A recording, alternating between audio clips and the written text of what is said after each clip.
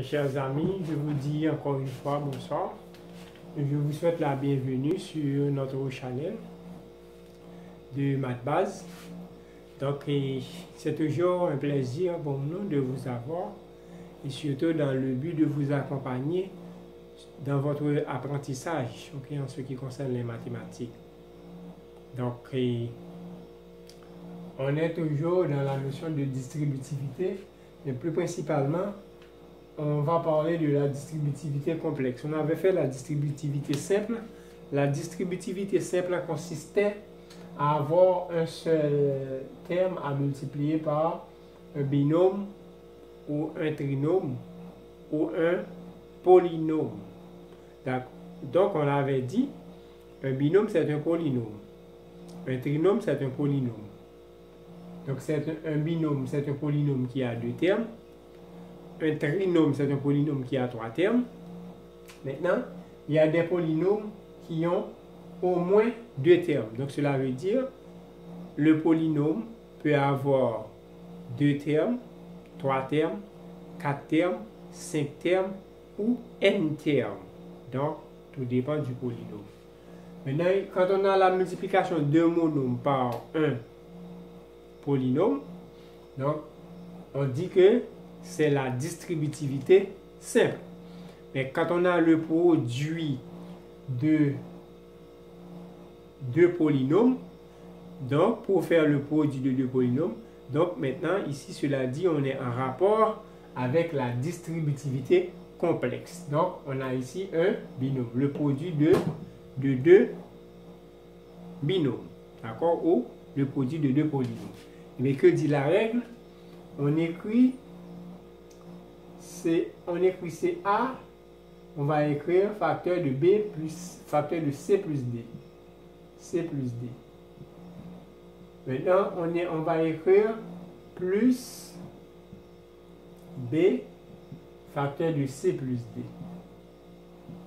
Si on le remarque bien, eh bien, on a ici le terme A qui multiplie le polynôme C plus D. On a ici le terme B qui multiplie le polynôme C plus D. Donc C plus D est dit deux fois, ou bien C plus D est répété deux fois. De même, on pourrait écrire c'est C facteur de A plus B, et puis plus D facteur de A plus B. Donc, ce serait toujours la même chose. Maintenant, cela donne égal A multiplié par C, ça donne AC. Ok? C'est A fois C qui nous donne AC. Plus A multiplié par D, ça nous donne AD. Plus B multiplié par C, ça nous donne BC. Plus B multiplié par D, ça nous donne BD. Donc, à noter, on écrit ici, c'est A fois C, plus A fois D, plus B fois C, plus B fois D. Donc, c'est pour vous dire, quand on voit deux lettres qui sont accolées, cela dit, c'est la multiplication. Donc, on est sur ça, donc il faut le savoir bien. Entre les deux, ici, entre A et C, le signe c'est multiplié. Entre A et D, le signe c'est multiplié. Entre B et C, c'est multiplié. Entre B et D, c'est multiplié. Okay, on ne voit pas le signe de la multiplication, mais le point, donc c'est la multiplication. Ok? Donc c'est ce développement-là qu'on devrait faire. Donc on suit le développement. Donc on encadre le développement. On a un exemple, c'est 4x moins 3 facteur de 3x plus 2. Ok? On a développé cette expression. Maintenant, on va procéder comme on avait fait tout à l'heure.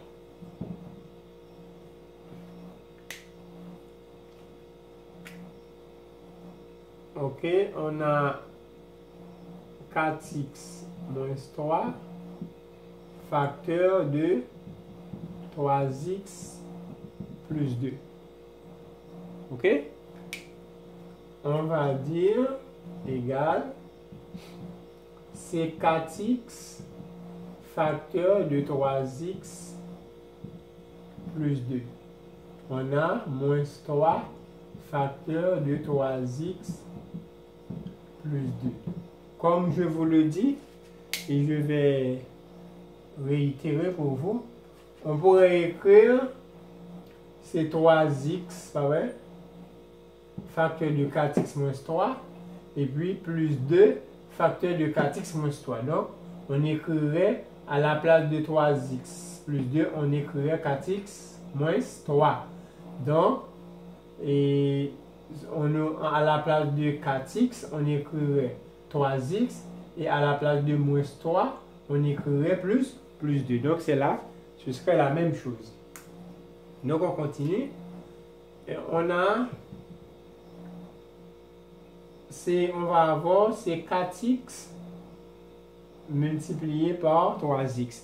Si vous le voyez bien, ici, on a le produit de deux polynômes qui se transforment en deux produits de deux monômes par deux polynômes identiques. Donc, si on voit, on a c'est 4x facteur de 3x plus 2 et puis moins 3 facteur de 3x plus 2.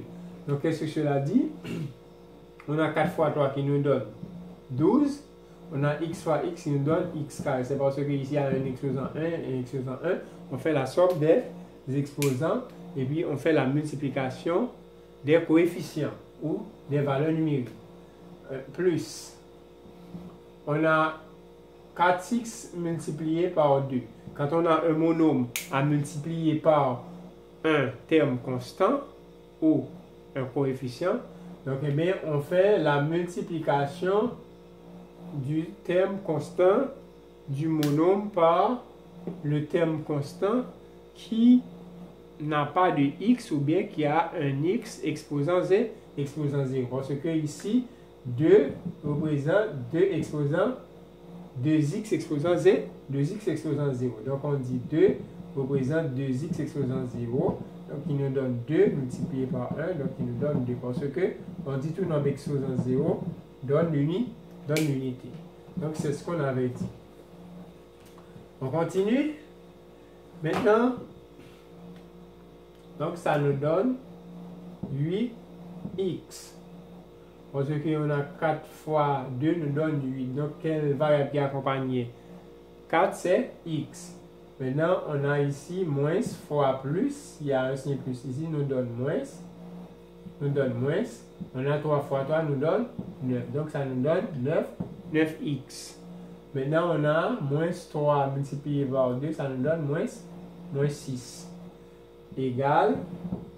Donc ça nous donne c'est x carré parce que c'est 2x carré. 2x carré n'a pas de terme qui lui soit semblable. Maintenant on a ici moins 8x. On a plus 8x, moins 9x. Qu'est-ce qu'on fait? On fait une soustraction et on conserve le signe du plus grand nombre. Donc, le signe du plus grand nombre en valeur absolue, c'est 9, pas vrai? Parce que quand on fait la valeur absolue de moins 9, ça nous donne plus 9. Et quand on fait la valeur absolue de plus 8, ça nous donne plus 8. Donc, puisque la valeur absolue de moins 9 est supérieure à la valeur absolue de plus 8, donc ici on fait une soustraction. On dit c'est 9 moins 8 qui nous donne 1. Mais quel signe qui accompagne 9? C'est moins. Maintenant, et puis quelle variable qui l'accompagne? C'est x. Donc ça nous donne moins x. Ok? On est sur cette partie. Et puis, on a ici moins 6. Moins 6. Donc, cette expression-là, elle est bien terminée. Donc, je vous dis à la prochaine et on va continuer dans une prochaine vidéo. On va faire le second exercice. Donc, je vous dis à la prochaine. Merci d'avoir suivi cette vidéo et n'oubliez pas de vous abonner à ma chaîne pour avoir plus d'informations. Je vous dis merci et puis continuez sur votre lancée des mathématiques.